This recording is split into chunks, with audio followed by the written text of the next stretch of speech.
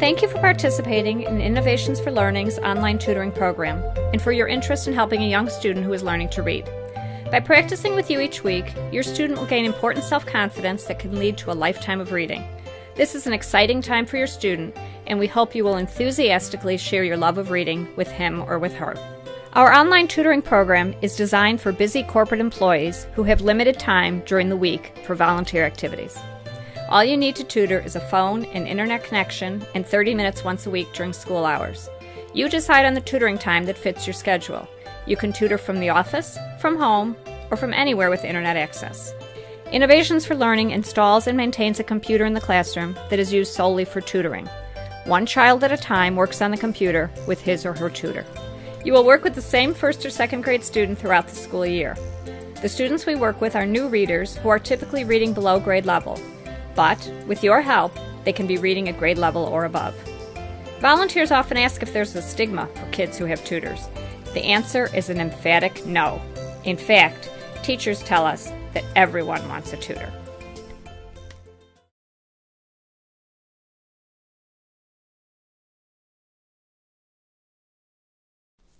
To start a tutoring session, please call the classroom using the number you will be provided. A student operator selected by the teacher will answer the phone. Please note that the phone is actually a Skype line that is accessed by the student via a headset, which is plugged into the computer.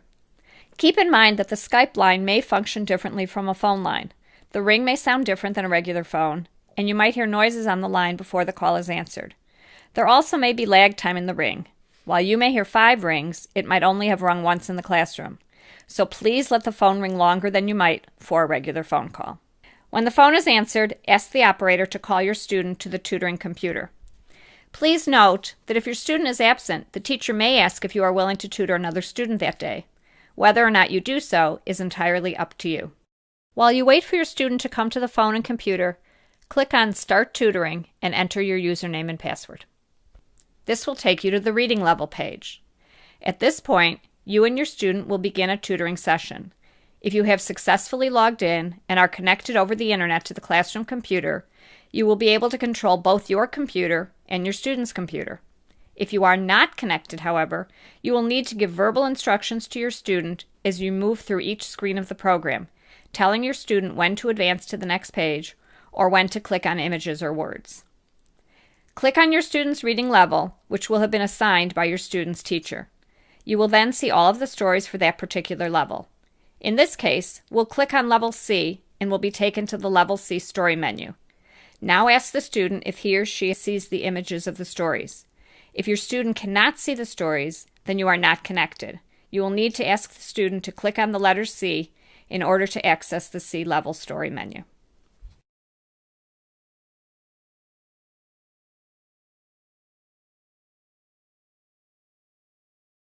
The screen that you and your student will now be viewing looks like this. It is the story menu for your student's reading level, and each of the images pictured is the start to a story within that particular reading level. With your student, choose a story to read. Each story is numbered for easy identification. Click on the image of that story to pull up the next screen, which is the beginning of the story that you will read together. It's important to note that during a connected session, there may be a few second delay before your student's computer catches up after you have moved on to another screen. For this reason, it is a good idea to check in periodically with your student to make sure that you are indeed viewing the same screen. To begin, ask the student to read the story to you, or you may choose to read the story together. This is what a typical story screen looks like. You'll see that the lines are numbered. This helps you and your student to easily identify the lines of text in each story. You'll also see that the words are color-coded. This is for your information as a tutor. The red words are sight words that the student is expected to know on sight. These words are important for your student to know. The green words are phonogram family words, such as bat, rat, and cat. Once children know these word endings, they can make many words within each word family and greatly increase their ability to read common words. The black words are words that the students don't necessarily need to learn right now. They are there simply to add interest to the story. There is no need to draw your students' attention to the colors. The words are differentiated just for your knowledge, so you can more easily know which are the most important words for your student to learn. Concentrate on the red and green words, and feel free to read the black words to your student if he or she is having difficulty with them. You can click on any word or part of a word to highlight it for your student.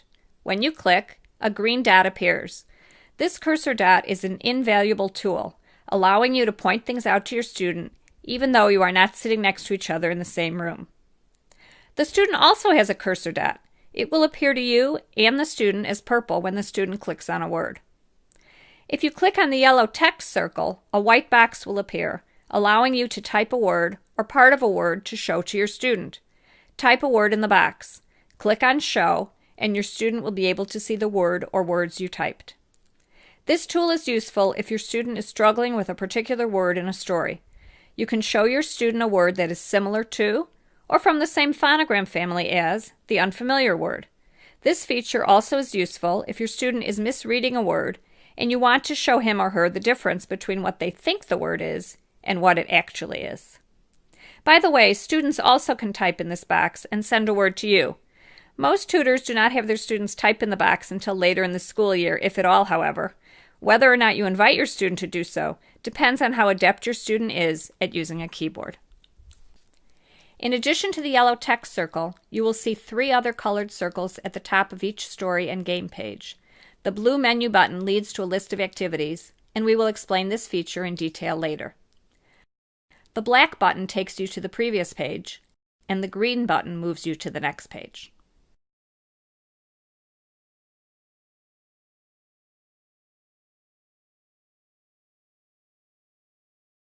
At the end of each story, you will find comprehension questions. Early readers sometimes get bogged down in sounding out words and the mechanics of reading, and we want to make sure that the students understand the meaning of what they have just read. In addition, answering questions engages students' verbal skills. Feel free to use these questions or make up your own. If you or your student would like to revisit pages in the story to find answers to the questions, just use the black Previous Page button to scroll back through the story. After you and your student have finished with the comprehension questions, click on Next Page.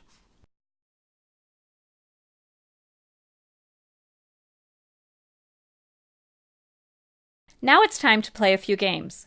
Keep in mind that the games can be a good way to get a tutoring session going on any given day when your student seems distracted or disinterested. On these days, it's perfectly fine to start with the games and read a story afterwards. The games utilize words from their respective story levels, so your student is working on his or her reading even while playing the games. You will find directions for the games right on the screens. The first game is Word Sort. Word Sort uses phonogram word families taken from the story or the story reading level. The object of the game is to sort words according to their word families. With your student, sound out the word endings on top of the colored boxes. In this example, you'll see boxes with the word endings et, ike, and. You'll also see 9 words that are numbered 1 to 9. Discuss with your student which words fit with which word endings. Type one of these words into the white box at the bottom of the page. Then ask your student to click on the colored box whose word has the same word ending and so belongs to that word family. The word will jump from the white box to the selected colored box. Repeat for all 9 words. The second game is Tic-Tac-Toe. Notice that there are uppercase and lowercase options to display the words, indicated by the radial buttons above the tic-tac-toe grid. Many early readers are not yet comfortable with words that are all in uppercase letters, so you may want to use the lowercase option if that is easier for your student. In this game, you will take turns with your student to identify words. Ask the student to choose a box and read the word and corresponding number to you. When the student has read the word correctly, click on the X in the green box at the bottom of the screen, and then click on the selected word box. The X will appear in that box. Now it is your turn. Select a box and read the word and the corresponding number aloud to your student. Or read the number of the box and have the student read the word to you. Click on O and then click your selected box. The O will appear in that box.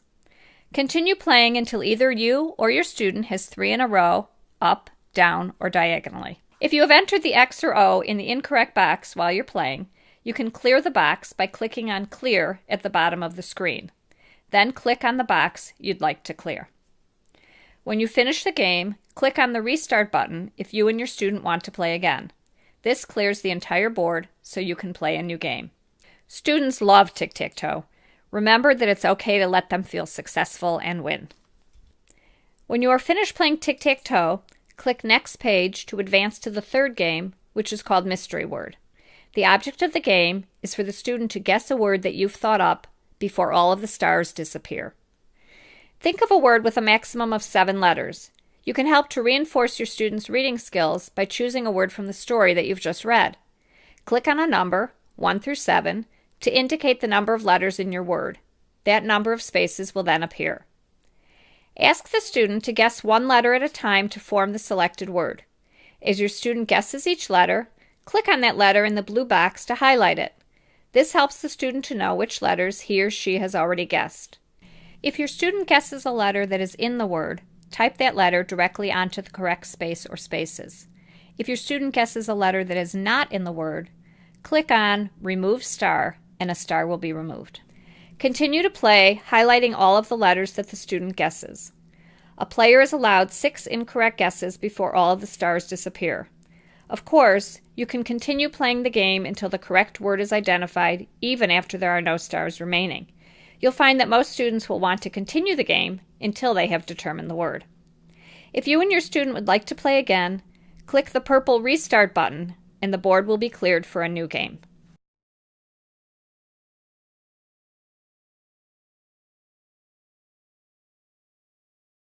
When working with your student, you can follow the set sequence of stories, questions, and games, or you can choose to vary the sequence and/or include additional activities.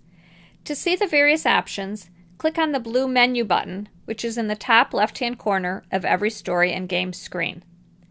From the activity menu, you can change the story level, select a new story within the same reading level, go directly to the word sort and tic-tac-toe games associated with the story you are working on, or go to any of the following activities that are not associated with a particular story. 1. Tic-tac-toe with letters instead of words. This version of the game can be especially helpful if your student does not yet know all of his or her letters or letter sounds. 2. Mystery word. And 3. A common whiteboard. The whiteboard allows you and your student to write back and forth to each other. You can use the whiteboard to create stories, type vocabulary, or just have fun. To use the whiteboard, place your cursor anywhere on the board, click, and begin typing. The words you enter will appear both to you and your student. The student also may type on the whiteboard with the same effect. It is important to note that the screen will not be saved between sessions. If you are working on something that you would like to save and/or continue to work on during another session, you will need to cut and paste the text into a Word document. You can then paste it back onto the whiteboard during another tutoring session.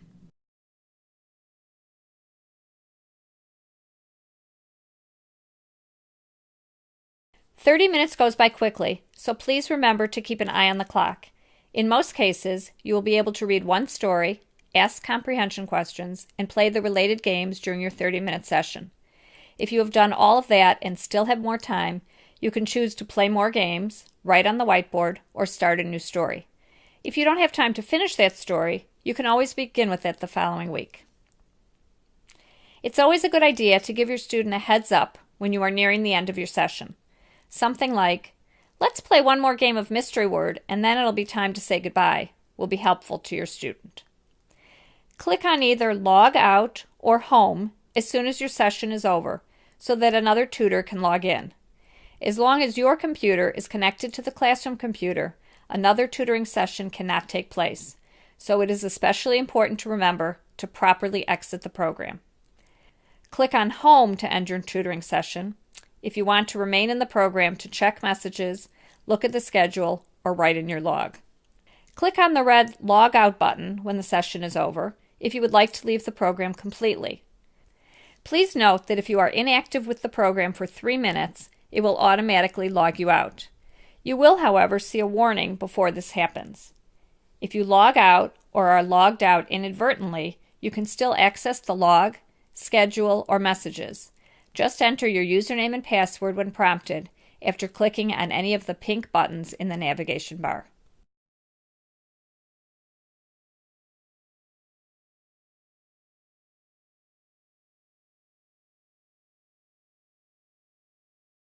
We ask that you keep a brief weekly log of your tutoring sessions.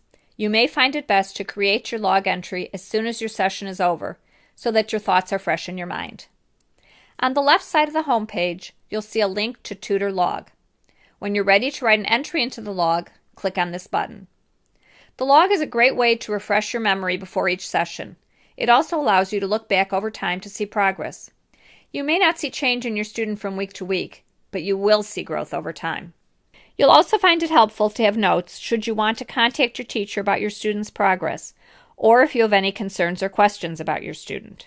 You may want to keep notes on things such as the date and stories read, words that were difficult for your student and need review, what you'd like to work on next time, and questions for your teacher or tutor coordinator.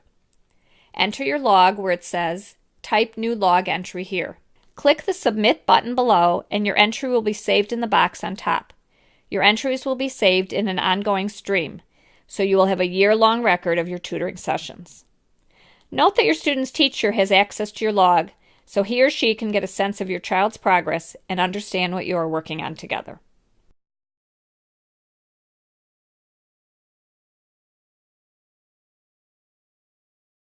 Innovations for Learning provides assistance for any technical problems that you may encounter.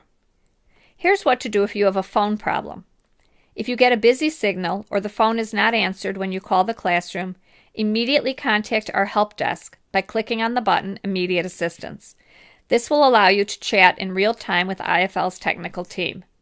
Our technician can tell you if another tutor is still tutoring or if there's a problem with the phone line, and he will try to resolve the issue by contacting the teacher or school.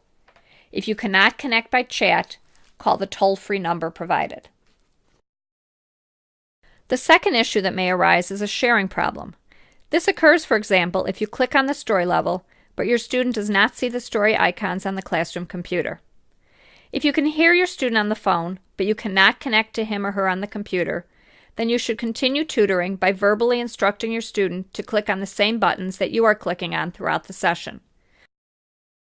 When your session is over, click on the Contact IFL button to let us know that you are unable to connect with your student's computer.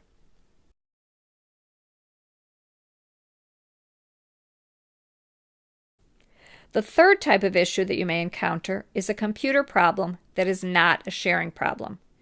If your student is having difficulty accessing or using the program during the session, please click Immediate Assistance, and our technician can help the student by remotely interacting with the classroom computer. You also should contact our tech team via Immediate Assistance if you cannot access the program on your own computer. Note that you do not have to be logged into the tutoring software program to access the Immediate Assistance button.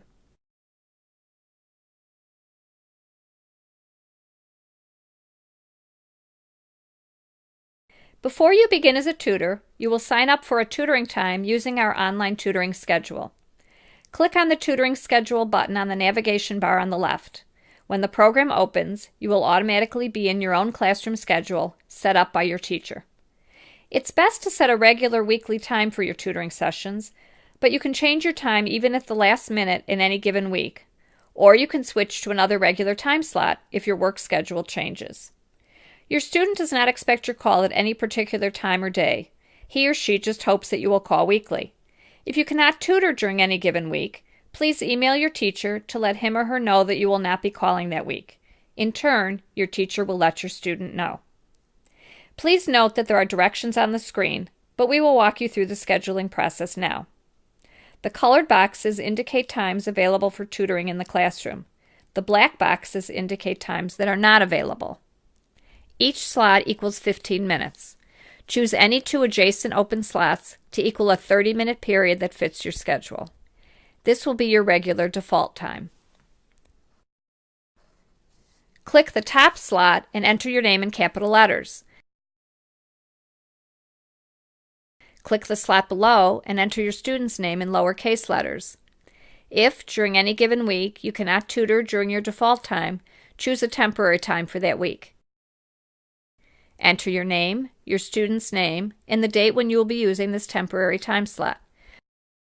Delete this entry after that session. Be sure to leave your regular time slot in place so you can go back to it for future tutoring sessions. Click Save to save the information. If you find you need to change your default time, please revise the classroom schedule accordingly.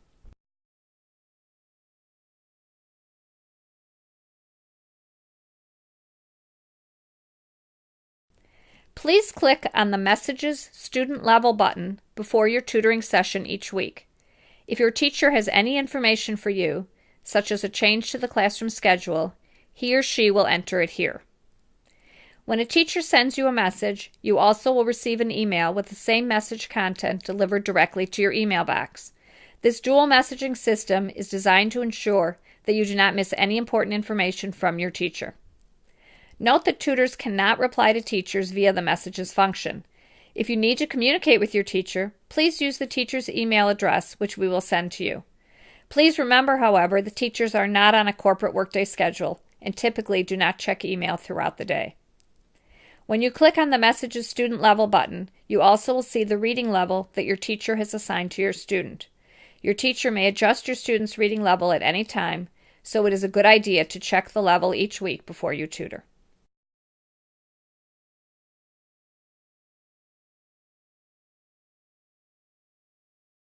The last button on the left is Tutor Resources. When you click on this button, you will have access to different materials to assist you in tutoring. The IFL Tutoring Manual includes suggestions and strategies for tutoring, as well as information on how children learn. You can download the guide or read it online. The training tutorial video provides step-by-step instructions about tutoring should you wish to review any aspects of training. The video is divided into small sections, so you can just view the training topics that you feel need refreshing. In a few short minutes, you can see how to set up a tutoring time, how to select a reading level, how to play word sword, how to choose a new activity, and so forth. We urge you to keep the training tutorial video series in mind to answer your questions about the tutoring software program. In addition, the Tutor Resources link gives you access to several videos that show the tutoring program in action, and we hope you'll enjoy watching them.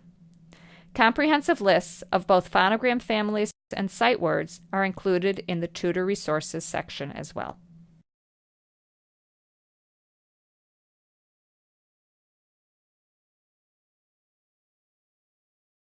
Once you have set up your tutoring time and we've let you know that all is set with your student and the classroom, you will be ready to start your first session. You will have a chance to practice and explore the program before you have the first session with your student.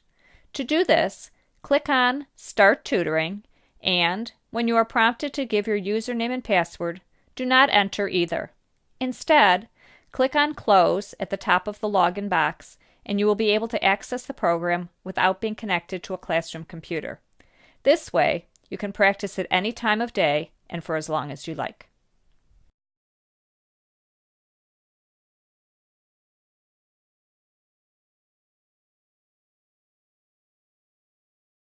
Before your first official tutoring session, you will have a short 10 to 15 minute introductory phone call with your student. This getting to know you phone call is designed for you and your student to have a chance to say hello and get comfortable with each other before tutoring starts. It also is a way to make sure that the Skype and computer connections are working at both ends. If you want, you should feel free to quickly run through the screens of the tutoring program with your student and show him or her the different elements of the program: the stories, questions, games, and other activities. We also will send you some suggested questions that you might want to ask your student, as well as suggestions of things that you may want to share about yourself. Now that you've learned how online tutoring works, what do you need to do to get started as a tutor? Before your Getting to Know You session, we will send you all of the information you need to start tutoring, and we will continue to email you updates along the way.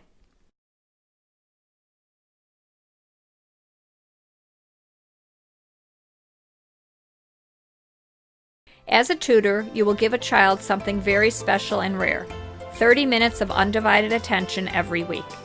Your job is to offer encouragement and direction and to share the excitement of reading and learning with your student. Online tutoring is a powerful tool. We guarantee that as a tutor, you will make a true difference in a child's life.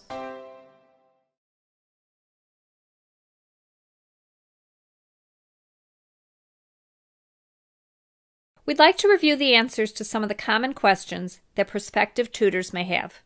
What information do I need to get started as a tutor? Before you start tutoring, we will send you your login information, your student's name, your teacher's name and email, the classroom computer phone number, the date tutoring will start, a school calendar, and other information. What if I'm not sure that I have time to tutor? If you're not sure about the time commitment, we really urge you to try it out and see how it works. Just about every tutor who has tried tutoring has decided to continue, realizing that the time commitment is minimal and the flexibility is great. What if I can't make a session? The online tutoring program is designed for maximum flexibility in terms of scheduling. Your student does not expect you to call at any particular time or on any particular day. He or she just hopes that you'll call in weekly. If you cannot make a scheduled session but would still like to tutor your student during that particular week, just go to the tutoring schedule and find an open time slot. If you find that you cannot tutor during a given week, please email your teacher to let him or her know that you will not be calling in that week. In turn, he or she can let your student know. What if my student is absent? If your student is not in school when you call, your teacher may ask if you would like to tutor another student that day.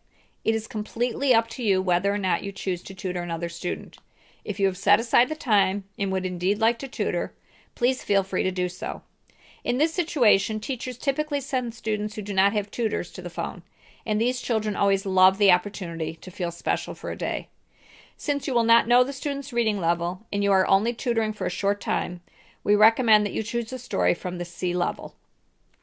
Please remember, however, that you are under no obligation to tutor another student. How can I contact my student's teacher? We will provide you with the teacher's email to address questions and concerns or to share your student's accomplishments. However, please be aware that teachers have limited time to review emails. Since teachers are busy throughout the school day, it is also important to remember that they most likely will not get back to you immediately. What if my student is inattentive or disinterested? Feel free to start with a game. Typically, after students play a game or two, they are ready and eager to begin reading. If the classroom is noisy and seems distracting, encourage your student to raise the quiet sign that is housed near the computer. If you suspect that your student is bored or overwhelmed, feel free to go up or down a level to see if another level seems more appropriate. If you think you'd like to switch your student's level on an ongoing basis, please email your student's teacher after the session to let him or her know of the change. Will I meet my student? We hope so, but that is entirely up to your teacher, your principal, and/or your corporation. As a tutor, you are welcome to contact your teacher to see if you can organize a tutor classroom meet and greet, or just visit the classroom on a one-time individual basis. Most teachers are very amenable to having visitors in their classrooms, especially when you have a relationship with a student. In addition, your employer may arrange for end-of-year parties where tutors can meet their students.